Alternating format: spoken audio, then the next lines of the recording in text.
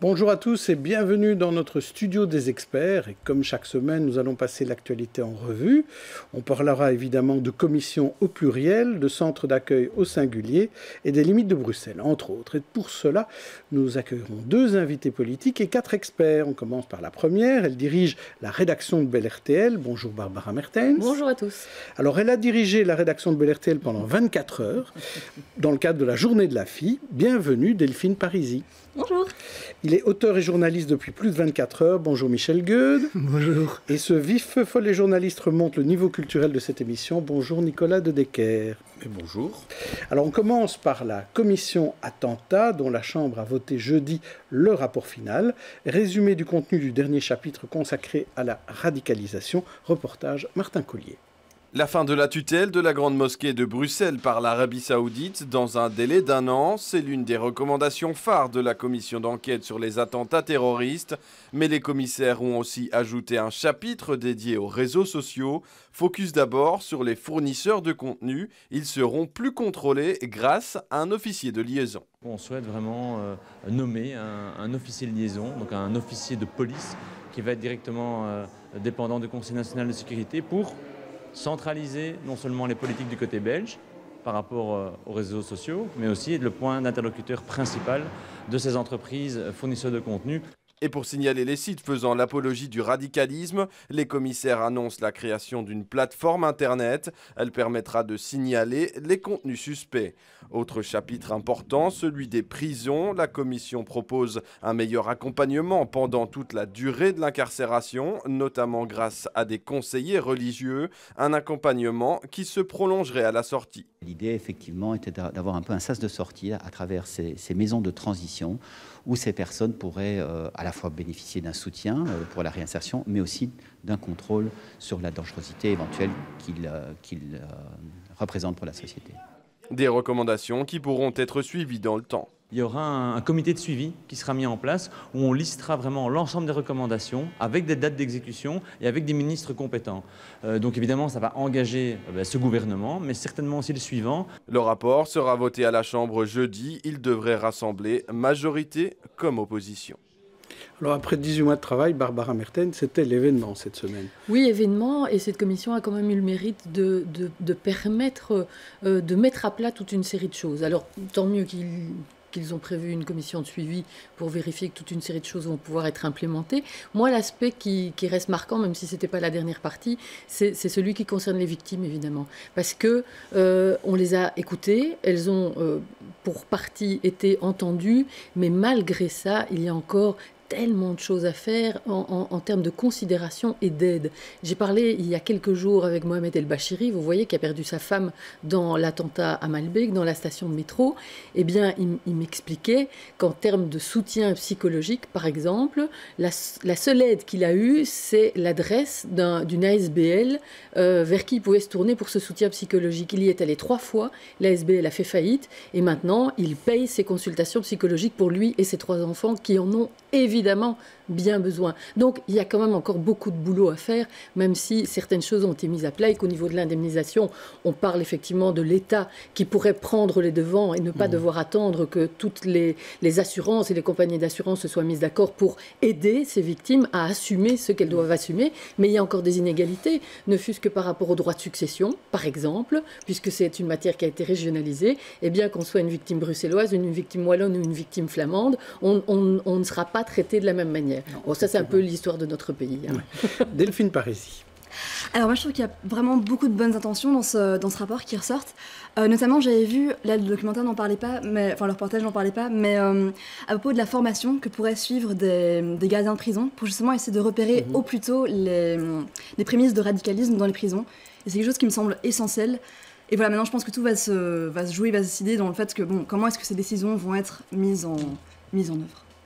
Michel Gueude. Je trouve que c'est une commission qui a très très bien travaillé parce qu'elle a couvert vraiment l'entièreté du champ. Barbara parlait des victimes, vous parlez de la radicalisation, il parle de l'attitude dans les mosquées, on a parlé des dysfonctionnements dans les services de sécurité. Enfin, le spectre est très large et il y a des recommandations dans tous les domaines. Je trouve que pour une commission parlementaire, on peut vraiment saluer le travail accompli. Nicolas De Decker, vous partagez ce satisfait général? Jean-Jacques, je suis originaire de Charleroi, je ne sais pas si vous le savez.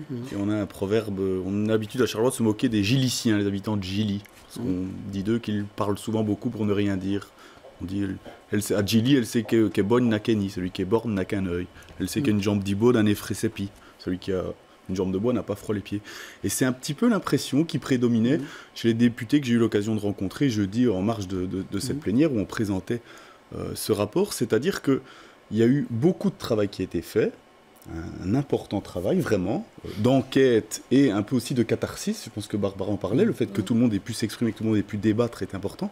Mais à côté de ça, les recommandations en elles-mêmes sont assez vague, peu concrète et procède plutôt du catalogue de bonnes intentions. Comment ça s'explique? Ça s'explique d'abord par la nature de la commission, qui est une commission politique, qui doit statuer consensuellement, et puis par le fait que juste après les attentats, et même d'ailleurs juste avant, c'est-à-dire juste après les attentats de novembre 2015 à Paris, le gouvernement lui-même avait apporté des réponses d'ordre sécuritaire importantes à ces problématiques. Et donc je pense que c'était une trentaine de mesures qu'en 2 volets, le gouvernement fédéral a lancé. Et donc, sur les recommandations, la Commission s'est trouvée un petit peu démunie de choses à trouver. Et donc, c'est pourquoi on dit plutôt qu'il faut mieux communiquer entre les services, plutôt que d'expliquer vraiment comment. Parce que c'est une tâche que le gouvernement s'est déjà attelé à faire. Et de l'autre côté, la Commission parle, à mon sens, pas assez, mais elle en parle néanmoins beaucoup, de prévention, de lutte contre le radicalisme via la prévention, via la lutte contre les discriminations, etc. Mais ce sont des compétences qui ne sont plus du prisme de l'État fédéral. Et donc, fatalement, c'est d'autant plus vague. Et c'est pour ça que je trouve que ce serait méchant de traiter les commissaires comme on traiterait des Giliciens. Mais je pense que, en fait, au fond, ce n'était pas l'objet de cette commission. Ce n'était pas le but de cette commission. La commission ne devait pas remodeler la façon dont la Belgique, État fédéral, traite, prévient, lutte contre les attentats. C'était Ni plutôt... trouver des coupables, d'ailleurs. Et peut-être trouver des coupables quand même, parce qu'on a eu l'occasion, ça c'était un des éléments quand on a un peu suivi le truc, on a eu l'occasion de voir qui avait fait quoi, et qui était un peu responsable. Et d'innocenter certains. Et d'en innocenter certains par ailleurs. Mais on va demander à nos invités politiques s'ils en pensent. J'invite Sarah Turine et Fatoumata Sidibé à nous rejoindre.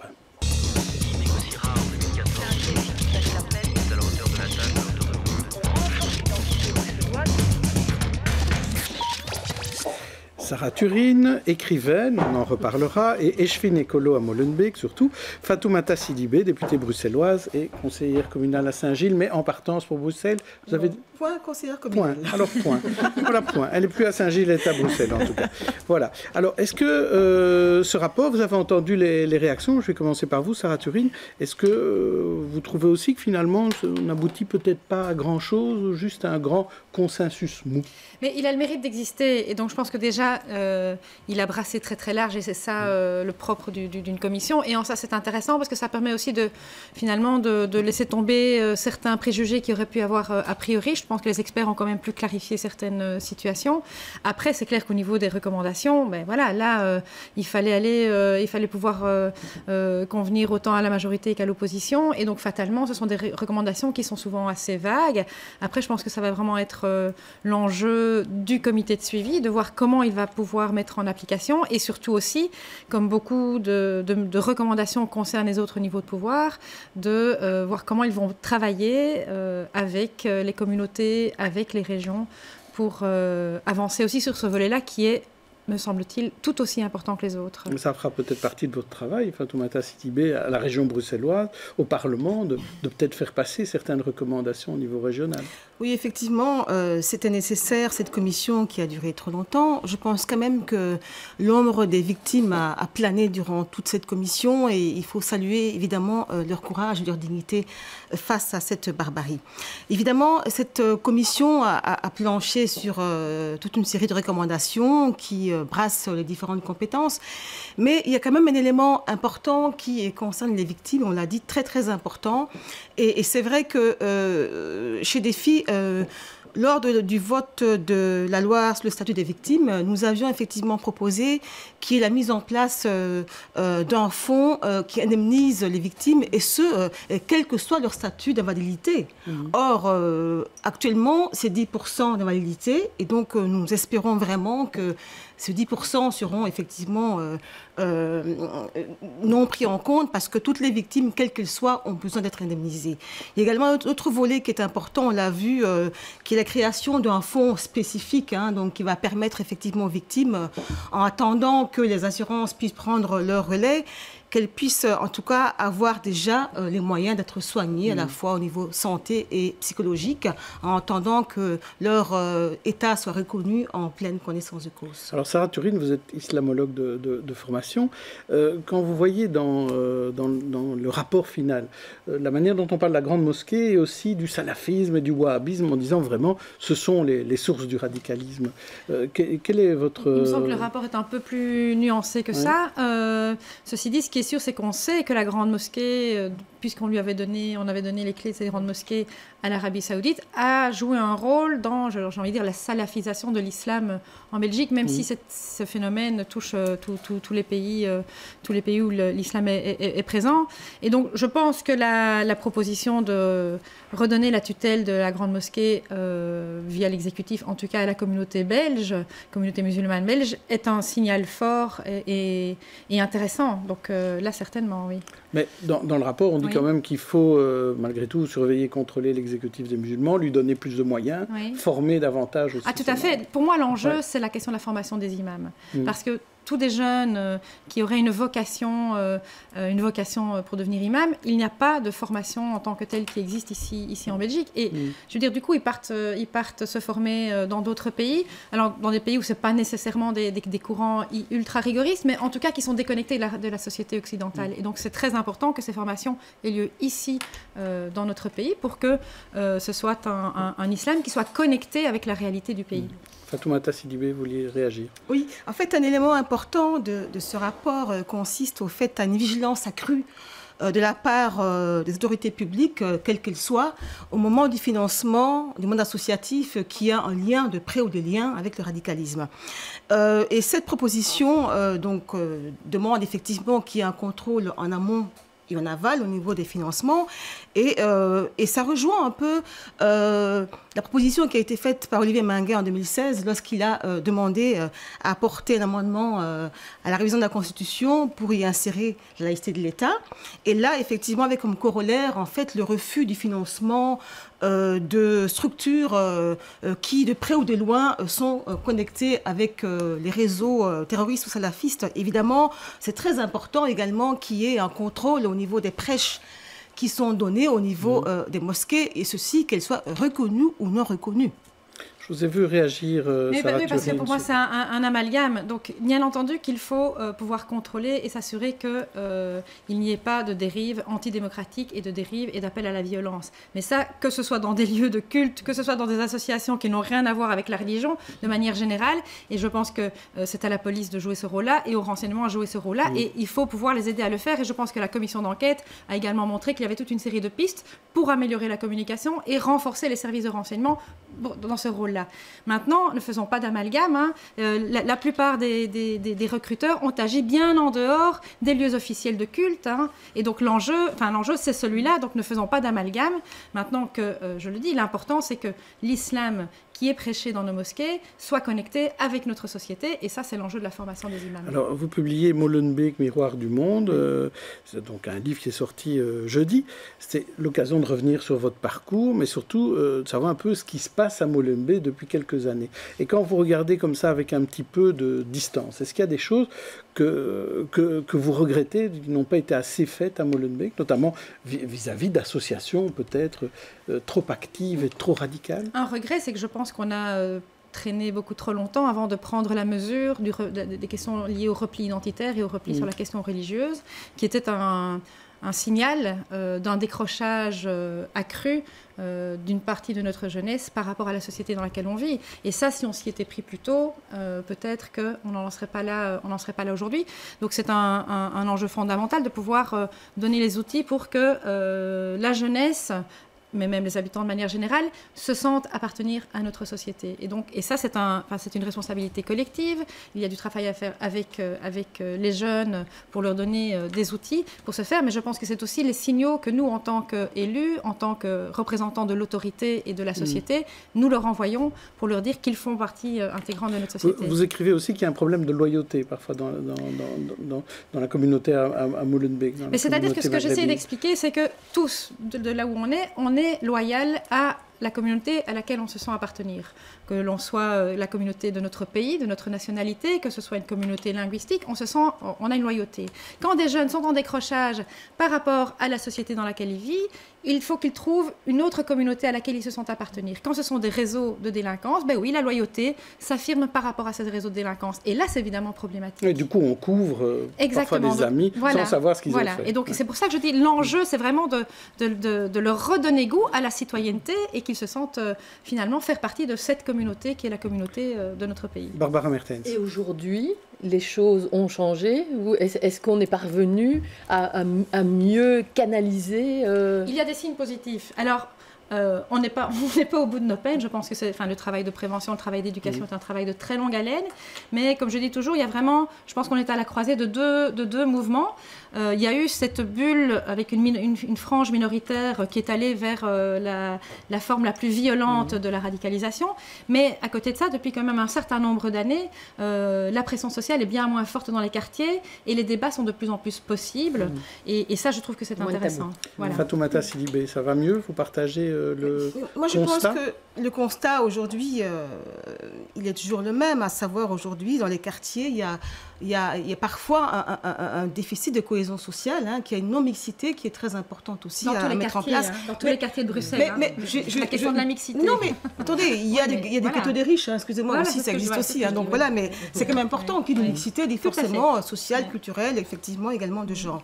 Et donc, c'est vrai qu'il y a ce déficit qui existe, mais je pense qu'il y a également un terreau à travailler au niveau de la scolarité, au niveau de l'école, de l'enseignement, au niveau des loisirs aussi auxquels les jeunes ont accès, également au niveau de logement et des discriminations qui sont très importantes. Je pense qu'il faut redonner à ces jeunes le goût de notre citoyenneté. Il faut qu'ils aient en main l'envie de s'insérer dignement et durablement. Mais la question qui se pose aujourd'hui, c'est comment arriver à faire en sorte que ces jeunes aujourd'hui se sentent avant tout des citoyens belges à part entière et surtout qu'ils aient envie de construire un vivre ensemble.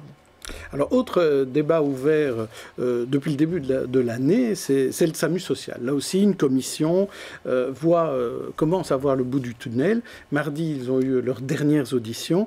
L'occasion de se rendre compte que les contrôles ne sont pas toujours faits correctement. On va écouter Alain Marron, micro de Michel Gaillère.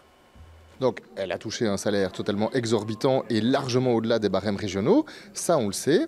On sait que ce salaire a été financé par de l'argent régional et par de l'argent fédéral. Mais effectivement, ce qu'on ne sait pas, c'est si le SAMU social a pu utiliser plusieurs fois la même pièce comptable et donc réaliser une faute pénale d'abord, mais aussi ce qu'on appelle un bénéfice sur subvention, c'est-à-dire utiliser la même pièce en disant, voilà, j'ai dépensé par exemple 100 €, je le dis à la région de l'un côté qui me donne 100 et au fédéral de l'autre côté qui me donne 100 également. Évidemment, là, Alain Marron parlait de Pascal Perretta. Michel Gueud, quelle est, vous aussi, votre vision de tout ce qui s'est passé dans cette commission du SAMU social? Moi, j'habite une rue dans le centre-ville où il y a 2 familles qui dorment la nuit dans la rue. Quand je dis famille, c'est les parents et les enfants, petits-enfants. Et ça dure depuis des années, et je ne vois rien bouger. Et M. Vervoort, dans cette commission, a dit qu'effectivement, ça dépendait de la COCOM, que c'était pas très bien comme ci, qu'il y avait des problèmes. Depuis 25 ans ou 30 ans que cette région existe, on n'a pas pris ce problème à bras-le-corps. Et autant j'ai dit du bien de la première commission, celle sur les attentats, autant je suis moins chaud sur celle-ci, qui s'est occupée de dysfonctionnements. Il y a des dysfonctionnements, il y a des gens qui ont touché trop d'argent. Ce sont des détails. Le problème important, le vrai problème, c'est qu'il y a des gens qui dorment dans la rue. Ils sont 2 à 3 pour 1000, ce qui est très peu en termes de pourcentage, mais ce qui est énorme en termes absolus. C'est 3000 personnes à Bruxelles. Et nous sommes un des pays les plus riches du monde, un des plus taxés au monde. Et il n'y a pas d'argent pour aider ces 3000 personnes. Je trouve ça absolument insupportable.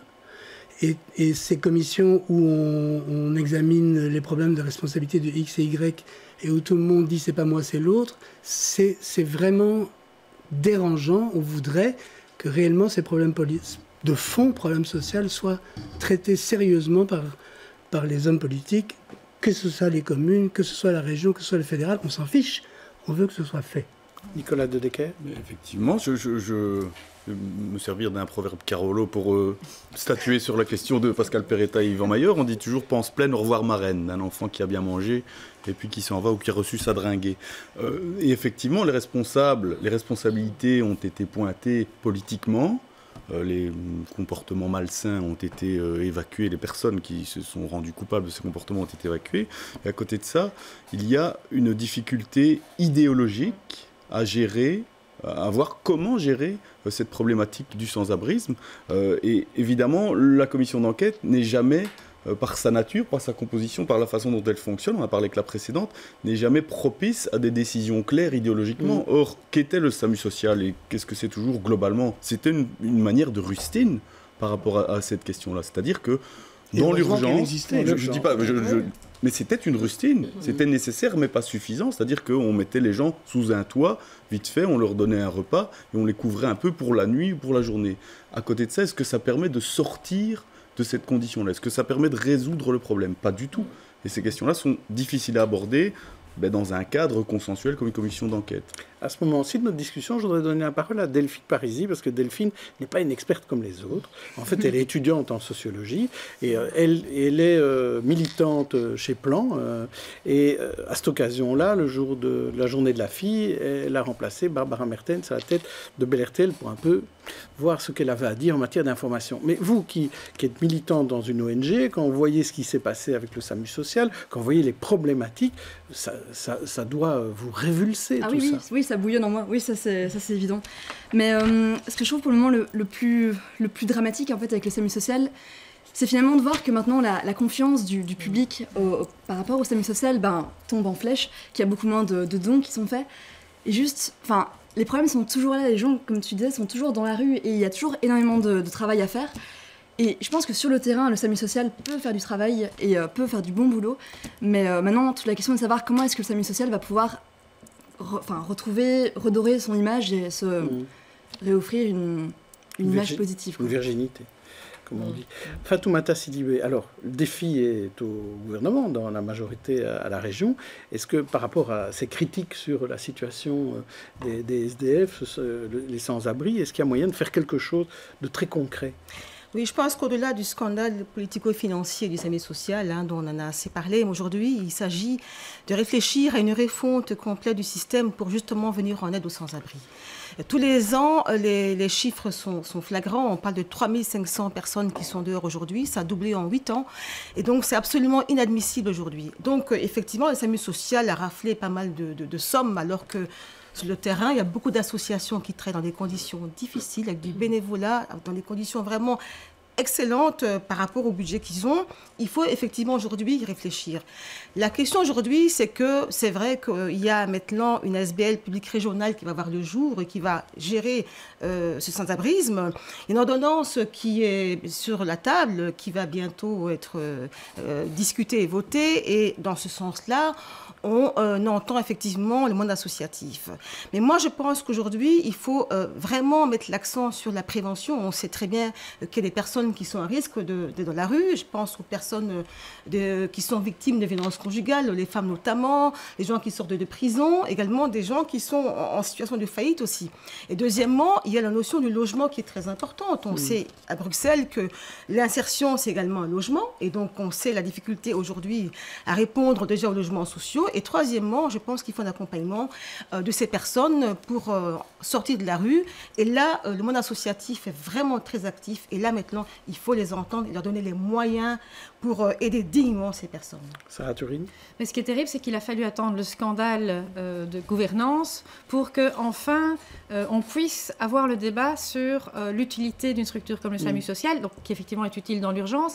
Mais ce domaine-là était une chasse gardée de M. Mailleur et de Mme Perretta, qui a fait que pendant des années, le débat sur est-ce qu'il ne faut pas réformer la structure pour effectivement avoir un travail plus en profondeur et faire en sorte que ces personnes ne restent pas dans la rue était impossible. Alors, je sais que le débat n'a pas pu avoir lieu dans le cadre de la commission d'enquête. On me dit que ça va avoir lieu dans le cadre de la commission classique.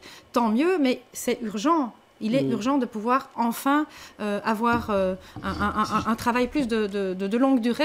Et ce n'est pas qu'une question de... Bien sûr, il y a le travail de prévention, mais aussi c'est de se dire comment on accompagne ces personnes. Parce que pour l'instant, au SAMU social, on les accueille pour la nuit, puis la journée, elles repartent dans la rue. Pour les aider à en sortir, voilà, en fait. Voilà. Michel Goethe, pour terminer, une conclusion. Oui, parce que vous dites le SAMU social monopolisé, mais le SAMU social monopolisé parce que les pouvoirs publics ne le faisaient pas. Oui, bien sûr, bien entendu. Et ce que je voudrais dire, c'est maintenant la réponse qu'on apporte, c'est on va aider les associations.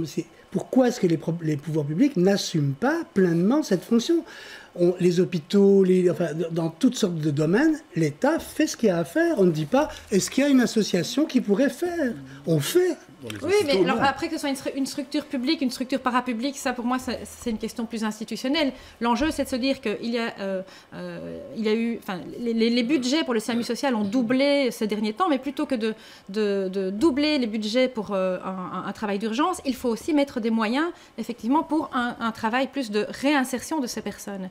Et je pense que c'est là que le débat n'était pas possible parce que c'était le SAMU social qui avait le monopole. On ne va pas parce que les pouvoirs publics ne se sont pas occupés du problème pendant 30 ans. Michel, écoutez, je peux vous assurer que demander à Mme Heutebroek, elle a essayé, c'était impossible. On ne va pas, on est d'accord là-dessus. Je crois qu'effectivement, le débat n'est pas encore à ce niveau-là de savoir si on va ouvrir tous les hôpitaux, si on va construire de nouveaux hôpitaux pour s'occuper des SDF.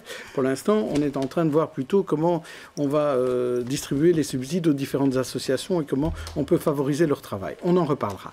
Je vous propose, mesdames, une pause visuelle. Je vais vous présenter à chacune 4 visages de personnalités qui ont fait l'actualité de la semaine. À vous de choisir celui ou celle qui vous inspire, en bien ou en mal. On va commencer par vous, Fatoumata Sidibé. Le fameux géant d'Alost, s'agirait d'un gendarme surnommé Bono, ce qui en fait la bande à Bono des tueurs de Brabant. Christo, l'artiste français venu s'exposer à Bruxelles. Babis, le nouveau Premier ministre tchèque, qu'on compare à Trump.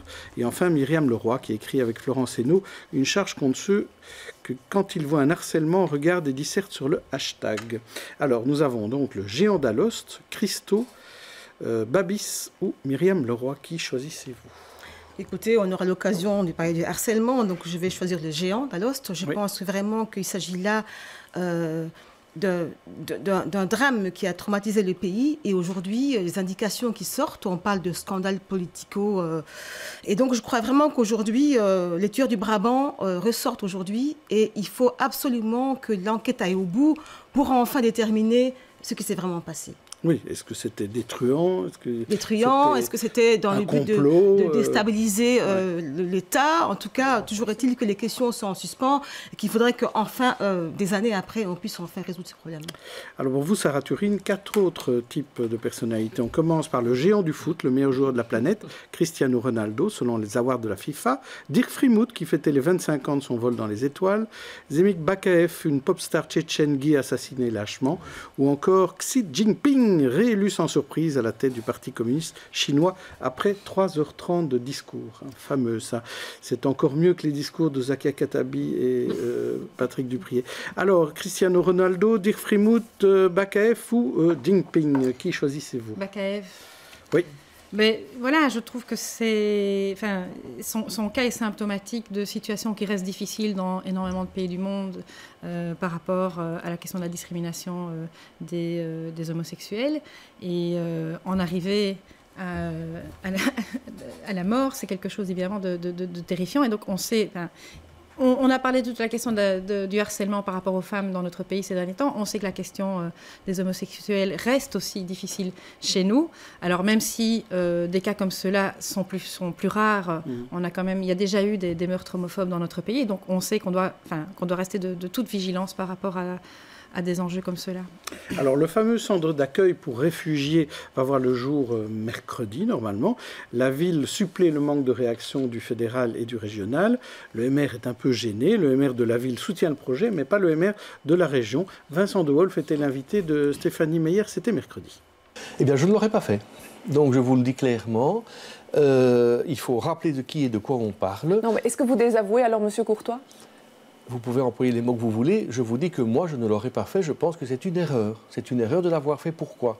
Parce que je n'ai évidemment aucune limite par rapport à l'aide sociale, psychologique, médicale pour ces personnes qui sont là. Un hébergement, c'est autre chose. Delphine Parisis, alors vous, là aussi, ce centre d'accueil pour réfugiés, c'est quelque chose qui vous tient à cœur? Oui, tout à fait. Oui. Je trouve que c'est une très bonne chose que du coup la ville de Bruxelles ait choisi d'agir et choisi de prendre ses responsabilités et d'ouvrir ce centre. Parce que bon, voilà, il y a un moment où il faut faire quelque chose. Il y a plein de personnes, vraiment des personnes fabuleuses qui tous les jours se démènent pour que ces personnes qui sont au parc Maximilien ne restent pas dormir là, donc des bénévoles qui les accueillent chez eux, des choses vraiment fabuleuses. Mais maintenant, il faut aussi pouvoir aider simplement et faire quelque chose à un niveau plus large. Et je trouve que c'était vraiment une très bonne chose que ça a été fait. Oui, je vous pose la question, Sarah Turine. Vous aussi, un bon point pour la ville de Bruxelles? Oui, tout à fait. Vous savez que la plupart des villes d'Europe ont organisé des centres comme ça d'accueil bas seuil, hein, donc pour toute personne, peu importe leur statut. Et ça n'a pas transformé ces villes en Calais, comme le prétendent certains. Et donc, il était urgent que quelque chose se mette en place. Je pense que ça aurait été mieux si ça avait été la région. Voilà, la région ne l'a pas fait, donc c'est la ville qui le fait. Mais oui, moi, je soutiens tout à fait cette initiative. La région ne l'a pas fait parce qu'il n'y a pas d'accord au sein du gouvernement régional. Oui, peut-être, mais je dis, voilà, à un moment donné, ça avait été annoncé et il me semble que ça fait partie de la responsabilité. Moi, j'ai participé à un colloque des élus locaux sur la question des migrations et à cette occasion, j'ai pu discuter avec la maire adjointe de Paris, le maire adjoint de Londres. Enfin, toutes les villes prennent leurs responsabilités, même si c'est en désaccord avec les gouvernements nationaux. Seule Bruxelles ne l'avait pas fait, ou presque. Et donc, je trouve ça bien que la ville de Bruxelles ait pris cette responsabilité, parce que sinon, effectivement, ça retombe sur les citoyens. Alors on dit, ben, voilà, c'est bien, ils sont pris en charge. Heureusement qu'il y a cette solidarité des citoyens, mais c'est au pouvoir public à organiser ça. Fatoumata Sidibé, vous allez défendre le gouvernement régional? C'est une bonne nouvelle, effectivement, ce centre. Je rappelle quand même que Didier Gauzoin avait défendu la création d'un centre, un bâtiment dur, et notamment lorsqu'il y avait eu les problèmes sanitaires au parc Maximilien, il y avait eu effectivement la tuberculose, la gale, et donc il avait défendu l'idée. Le fédéral n'a pas répondu. Oui, mais son gouvernement non plus. Mais le gouvernement, le gouvernement régional l'a pas fait non plus. Essayé, bon, la ville a pris les devants, mais je pense sincèrement que Didier Gauzoin a demandé quand même qu'il y ait une cellule de crise qui soit formée par tous les responsables pour justement avancer. Je rappelle quand même que la situation de ces personnes dans notre démocratie est absolument scandaleuse. Hein. Je pense également que la politique qui est menée par Théo Franken est vraiment contraire aux droits humains. Et qu'aujourd'hui, il n'y a que la répression, avec une poussée de répression au niveau de la violence policière, au niveau de l'administratif, des enfermements, des arrestations, des expulsions. Et je pense vraiment que ce n'est pas digne d'une démocratie, ce n'est pas digne de la capitale de l'Europe. Barbara Mertens. C'est la police de Bruxelles qui fait les rafles. C'est pas la police fédérale, c'est la police locale. Oui, ceci dit, n'empêche qu'aujourd'hui, la politique migratoire telle qu'elle est menée est totalement indignante. On se jette un peu la balle. Théo Franken jette la balle aux autorités régionales et locales, et les autorités locales et régionales jettent la balle à Théo Franken, et au final, rien ne se passe, sauf peut-être le 1er novembre, l'ouverture de ce centre, parce que c'est pas encore fait non plus. L'annonce a été faite, le bâtiment, on sait à peu près duquel il s'agit. C'est tout à fait lequel, voilà, oui, mais bon, la convention est signée. Prêt. Donc maintenant, il faut que les associations arrivent à l'organiser. Michel Gueux, vous vouliez intervenir. Oui, c'est vrai que la NVR joue dans cette affaire un rôle vraiment détestable, et y compris au gouvernement bruxellois, puisque c'est tout de même à la suite de la réaction de Théo Franken que les partis flamands ont marqué un temps d'arrêt dans le projet du gouvernement, et notamment l'initiative de Gauzoin dont vous parliez. Et il faut vraiment qu'on change cette politique. Il n'y a pas de raison. Le gouvernement vient de voter une nouvelle loi sur la question de l'accueil des réfugiés, dans lequel il y a des dispositions à nouveau insensées du point de vue policier, la confiscation des téléphones, etc. Nous avons là une dérive qui est vraiment insupportable dans un État démocratique. C'est pas encore voté. Nicolas De Decker. Juste un petit mot, parce que je pense que tout a été dit objectivement, par rapport à un truc précis qui, sur ces questions-là, m'horripile au plus haut point, c'est la comparaison avec Calais. On a un Premier ministre d'un gouvernement fédéral qui a dit lors de sa déclaration de rentrée que eux, ils ne gouvernaient pas par slogan, mais son secrétaire d'État aux affaires migratoires postule qu'ouvrir un centre en dur d'accueil pour des réfugiés, où que ce soit d'ailleurs sur le territoire belge, serait créer un deuxième Calais ou un Calais belge. Or, c'est exactement le contraire, ce qui s'est passé à Calais. Ce qui se passait à Calais, c'était la jungle. Qu'est-ce qu'une jungle? C'est un endroit sur lequel il n'y a pas d'autorité. En l'occurrence, ici, les autorités tendent à reprendre la main et c'est tant mieux. Ça me fait penser, vous savez comment on dit un menteur en carolo? Non, allez-y. Un stitcheux. Eh ben, je pense qu'il y a des stitcheux là autour de cette histoire. Très bien, on va rester sur les problématiques de villes et de régions. Continuons sur le sujet des limites de compétences entre communes et régions. Un autre émaire, cette fois-ci l'échevin bruxellois David Weitzman, verrait bien Bruxelles évoluer comme Vienne, une véritable ville-région. Écoutez-le. Vienne est un Land qui est un ministre-président et également le ministre-président de Vienne et le bourgmestre de la ville de Vienne. Il se compose de 23 arrondissements, je crois que c'est 23, 24, je ne sais plus exactement, de 23 arrondissements qui ont une vision locale, qui font de la gestion publique locale. Ça n'enlève pas des lettres de noblesse aux politiques. Moi, dans mon quotidien, c'est 90% du temps, c'est ce que je fais. Mais tout ce qui est stratégie et d'ampleur régionale, évidemment, pour avoir une vision sur le long terme, on doit l'avoir au niveau du Parlement. Et une des raisons pour lesquelles j'insiste tellement, c'est que le système actuel, cette espèce de lasagne institutionnelle avec ses 4 parlements et ses 19 communes, font en sorte finalement que les citoyens eux-mêmes n'arrivent pas justement à participer. Si tout ça était centralisé au niveau régional et que la région évidemment s'ouvrait dans de la co-création pour la ville du futur, ce serait beaucoup plus positif. Alors Nicolas De Decker, cette idée d'avoir un bourgmestre qui est en même temps ministre-président, une espèce de Rudy Claus ou Philippe Vervaux. Il est vrai que si on s'intéresse un peu au droit constitutionnel, on a l'impression que, d'abord toute la Belgique, mais en particulier ce qui concerne la région bruxelloise, a été pensé par un juriste qui venait de Beaulais, qui est ce village, la région de Charleroi, dont on postule, c'est là que j'ai été à l'école, donc c'est peut-être pour ça, on postule que ses habitants sont simples d'esprit, parce qu'effectivement, on voit ce truc et on a du mal à y comprendre quelque chose. Cela dit, l'exemple de Vienne est intéressant, mais il est intéressant pourquoi? Pas tellement dans la revendication, mais dans ce que dit plus loin David Weitzman, c'est-à-dire que de toute façon, dans toutes les villes, il y a ce qu'il appelle des lasagnes institutionnelles. Il le dit lui-même, il y a 23, 24 arrondissements. Il y a des districts, oui. Ce dont on parle en France sur le Grand Paris depuis 10 ans, c'est le désordre le plus complet. Il y a les arrondissements, il y a le maire, il y a le Grand Paris, il y a la région, Île-de-France, il y a les préfets, etc. C'est une espèce de... C'est peut-être un mal belge d'ailleurs finalement, peut-être encore plus que le goût pour les compositions juridiques délirantes, de se dire mais c'est le bordel chez nous.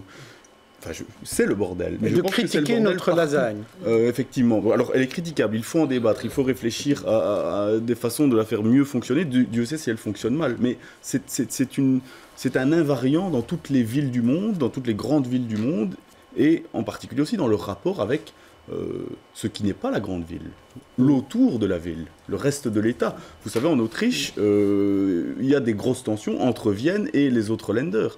Et donc, je pense qu'on doit le faire parce que c'est intéressant d'étudier le droit constitutionnel et de faire de la science politique, mais il ne faut pas non plus se dire que parce que c'est nous, c'est le pire ou le mieux.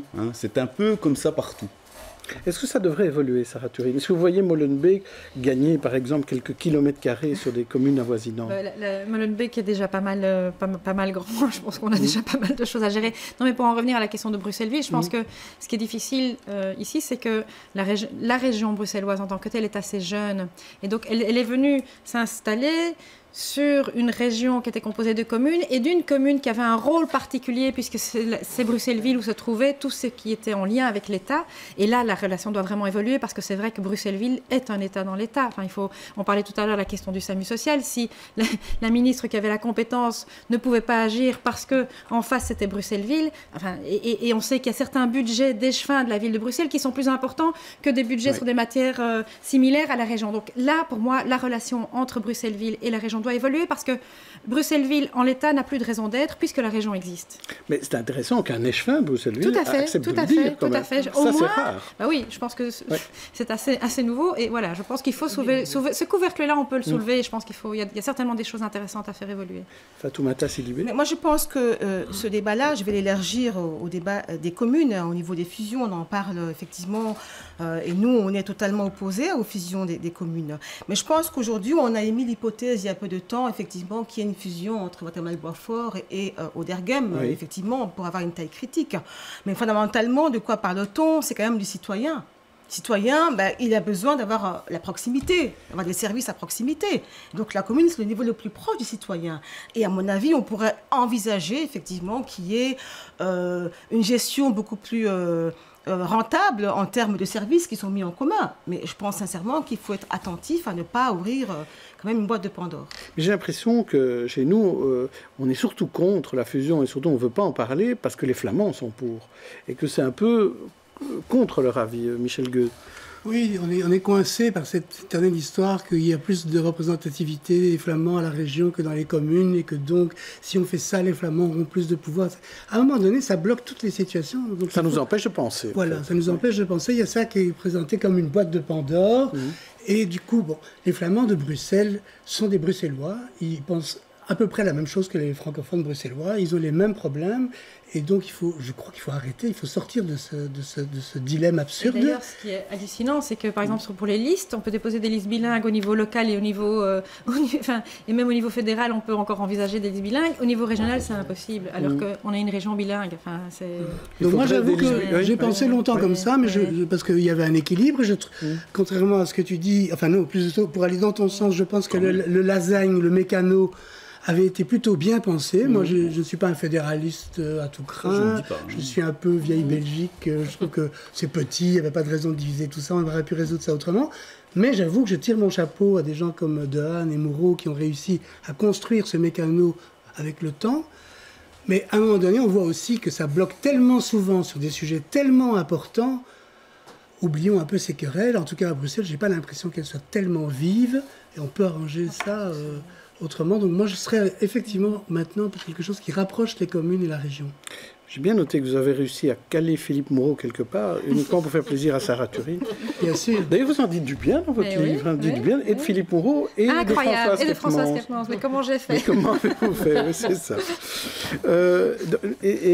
Mais pour revenir sur cette thématique-là, donc on a parlé fusion, difficile d'en discuter, mais à quoi cette région devrait ressembler dans les décennies à venir? Comment vous la voyez évoluer, Sarah Turine? Mais déjà, si on arrive à faire en sorte que la ville de Bruxelles soit une commune comme les autres, je pense qu'on aura déjà gagné beaucoup. Donc amaigrir la ville de Bruxelles. Au niveau des compétences et aussi au niveau de son territoire qui est un petit peu paradoxal.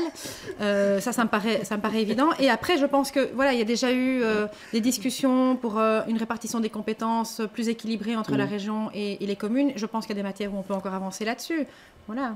Fatoumata Sidibé, les compétences de la ville de Bruxelles sont des compétences quasiment régionales. Elles débordent vraiment sur le terrain régional. Donc il faudrait effectivement voir comment réorganiser pour réfléchir à une meilleure gestion de la ville de Bruxelles. Nicolas Dedecker. On discute beaucoup et on a raison des questions de frontières et de limites intérieures à la région, mais je pense qu'il serait encore plus important et il est tristement encore plus impossible de réfléchir sérieusement à la question de ces limites extérieures, parce que c'est vraiment ça. Allez, le gros problème de Bruxelles en tant que région et des communes est celui-là. C'est un carcan, mais pour discuter, il faut être deux. Il faut au moins être deux. Au moins, si on parle des limites à l'intérieur de la région, on peut discuter entre nous. C'est là toute l'intelligence des forts, c'est-à-dire des Flamands, qui ont dit écoutez, on va vous donner vos 19 communes, mais arrangez-vous entre vous. Si on arrive à améliorer le fonctionnement de Bruxelles entre la région et les communes, peut-être qu'alors les Flamands seront OK. Le problème, c'est qu'alors ils diront vous voyez que ça marche, on vous laisse tout seul. Ils gagnent à tous les coups.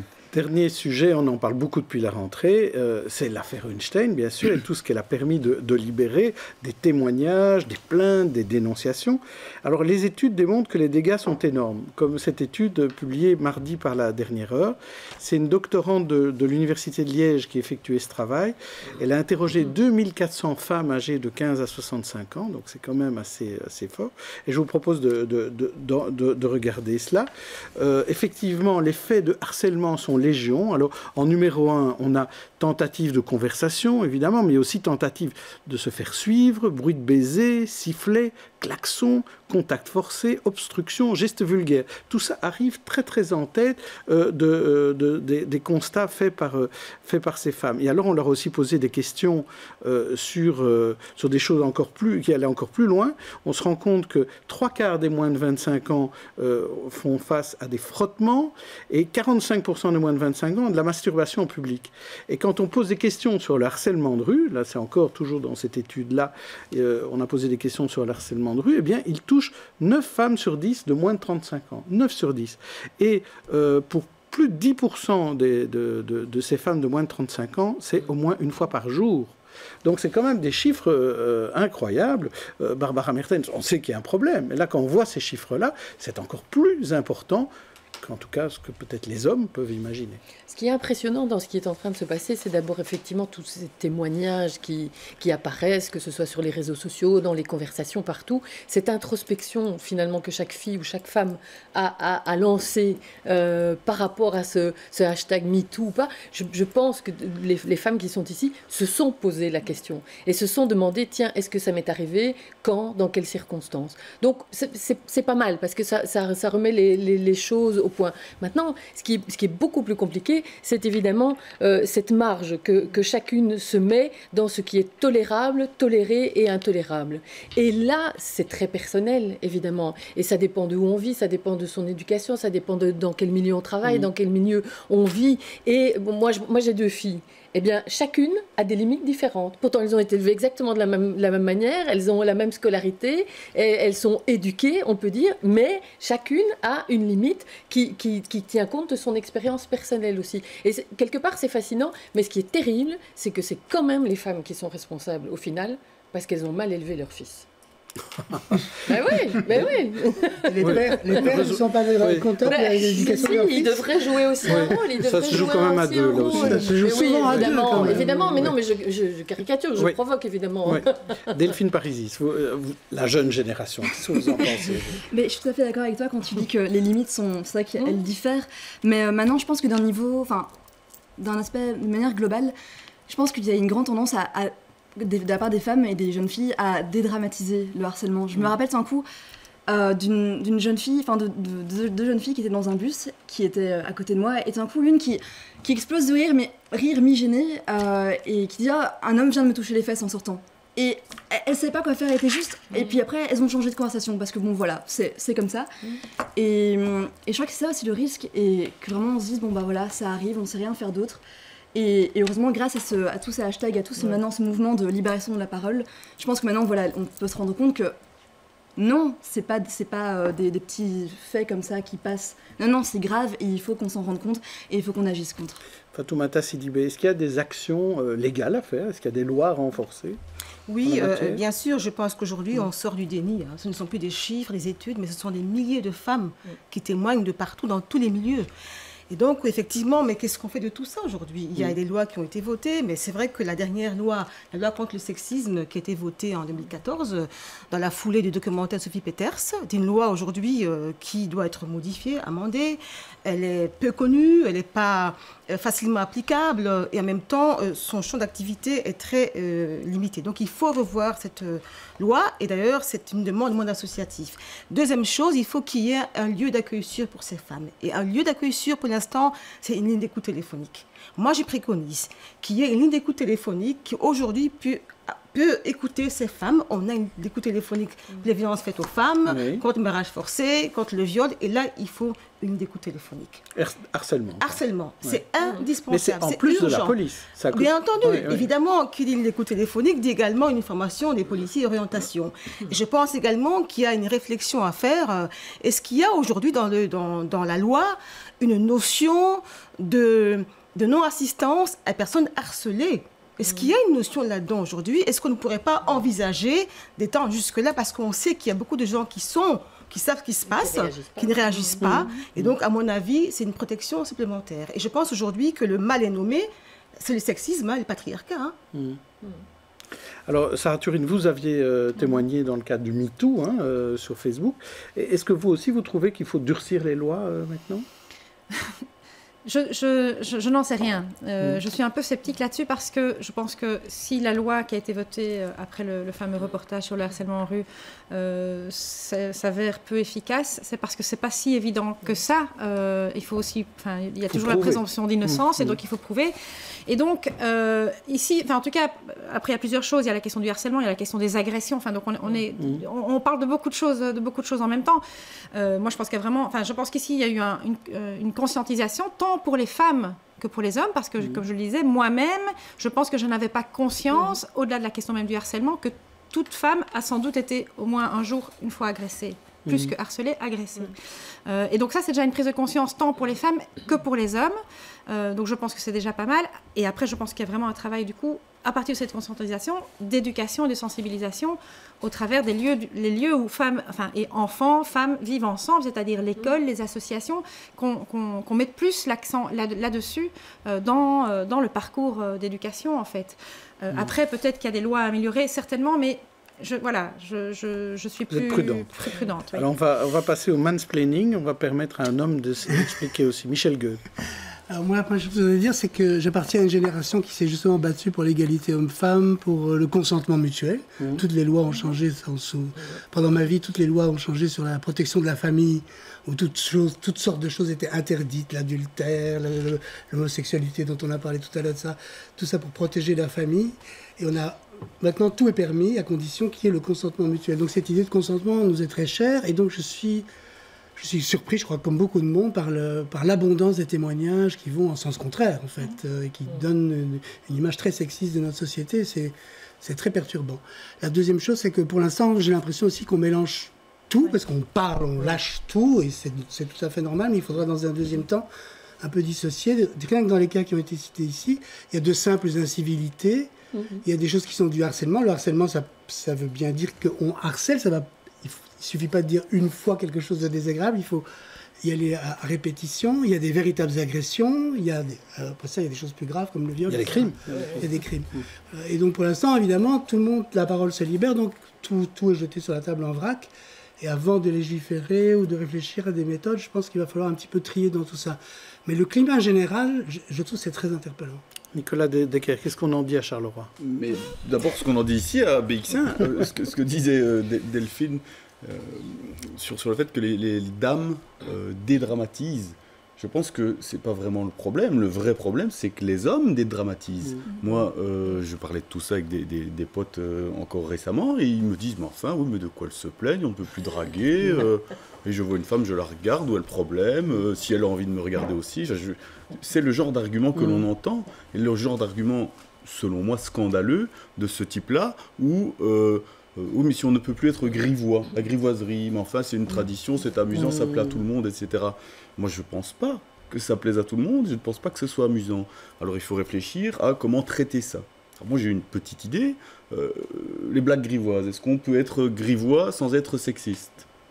C'est un peu comme les protéines sans la viande. Je pense que oui. Un exemple, vous connaissez Charleroi, Jean-Jacques? Oui, très bien, allez-y. Vous connaissez Jumet? Oui. Ah ben alors je vous raconte la blague du bruxelaire qui arrive sur la place de Goïssard à Jumet et qui voit une vieille femme grosse avec un tablier à fleurs, comme nos grands-mères.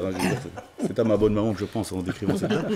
Et il est un peu perdu et il demande à la dame, bonjour madame, vous connaissez la rue Conquête à Jumet? Comme une conquête. Et la dame lui répond, même feu à Jumet, c'est dans toutes les rues Conquête. Voilà. Ce n'est pas sexiste. Même à Bruxelles, on peut la comprendre. Ce n'est pas sexiste, mais c'est grivois. Eh bien, c'est ce genre de substitution dont nous avons besoin. On dit qu'on peut rire de tout, mais pas avec n'importe qui. À Jumet, on peut vraiment. En tout cas, par rapport Barbara Mertens, pour conclure. Bon, et pour rebondir sur ce que Nicolas disait, j'ai fait cette petite expérience, j'ai dans ma rédaction de jeunes pigistes masculins, et je leur ai dit, tiens, comment réagiriez-vous si, soudainement, moi, votre supérieur hiérarchique, je faisais des commentaires sur votre pantalon, sur votre chemise, sur vos chaussures, sur la tête que vous avez, voilà. Et ils ont été évidemment très surpris et dit mais non, ça n'irait pas. Je dis mais pourquoi l'accepte-t-on dans l'autre sens? Voilà. Delphine Parisi, vous en avez profité quand vous avez été rédactrice en chef pendant 24 heures? Non. Alors on passe au coup de cœur.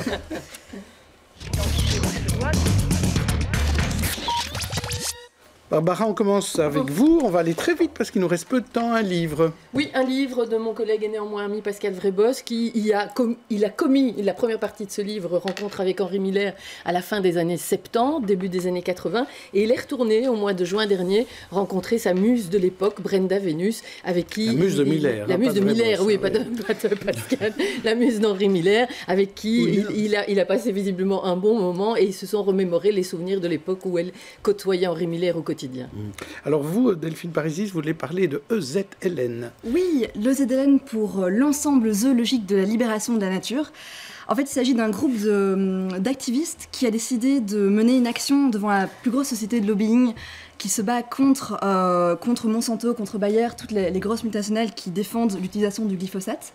Alors, en fait, ils ont été poursuivis pour les soi-disant dégradations qu'ils ont fait. Il faut savoir qu'ils ont jeté du compost, voilà, des choses apparemment très graves. Et donc, ils vont être en fait jugés le 9 novembre. Et il y a tout un mouvement qui se crée pour en fait proposer à tout le monde, à tous les citoyens belges, de se rendre devant le palais de justice pour faire du bruit et pour dire tout simplement qu'on veut annuler, enfin qu'on veut lâcher le glyphosate et que c'est pas eux les vrais coupables. Rendez-vous le 9 novembre. Ouais. Et vous, Michel Goethe, vous voulez parler de téléphone? Non, de livres. Oui, un petit livre sur le populisme qui présente entre autres les critiques du populisme à la démocratie représentative et un petit manifeste qui propose de relancer le processus démocratique, notamment par la démocratie participative. Très bien. Et vous, Nicolas de Decker, évidemment, on va parler de Charleroi. Hein. Vous amenez le sujet là depuis le début de l'émission avec toute votre délicatesse. Effectivement, ça s'est terminé hier, malheureusement, à l'atelier 210 Next Stop Charleroi. C'était tout un mois d'activités culturelles faites par principalement des carolos, c'est-à-dire des concerts, des conférences, etc.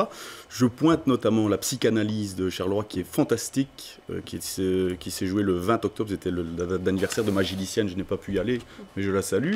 Il la rejoue en janvier, la psychanalyse de Charleroi, à Charleroi, au Centre culturel L'Éden, et je vous invite vraiment tous à y aller, pour peu qu'il reste des places. C'est aussi le but de cette opération qui, je trouve, est géniale, l'atelier 210. Ils veulent le faire tous les 2 ans, faire le focus sur une ville qui n'est pas Bruxelles, préférentiellement une ville wallonne, parce qu'ils trouvent, et ils ont raison, que les Bruxellois sont trop souvent chez eux et ne vont pas assez en Wallonie. Alors tout ça Charleroi, et moi mon coup de cœur, c'est, je vais rappeler le livre témoignage de Sarah Turin, ça s'appelle Molenbeek, Miroir du monde, c'est paru aux éditions Luc Pire, c'est un patchwork de ses souvenirs, ses convictions et des témoignages de Molenbeekois, c'est très intéressant.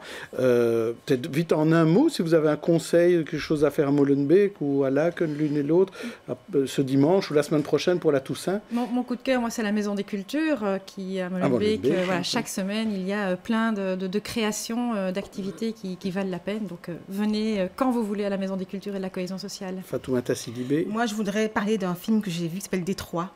Un film américain qui a été réalisé et qui parle des manifestations en 67 à Détroit. Un film choc, vraiment un film nécessaire aujourd'hui dans la brique de Trump. Un film qui parle de la violence policière, du racisme. Un film vraiment universel à mon avis et qui n'est pas seulement en noir et blanc, puisque les Blancs ne sont pas tous méchants, ni les Noirs ne sont pas tous bons. Mais en tout cas, c'est un film vraiment qui réveille les consciences, surtout aujourd'hui, en Amérique de Trump. D'autant plus universel que Détroit est un peu le Charleroi d'Amérique. C'est assez juste. Merci à tous, invités et chroniqueurs. Bon week-end. Lundi, je recevrai dans l'interview Catherine Moreau, parlera encore de Molenbeek. Au revoir.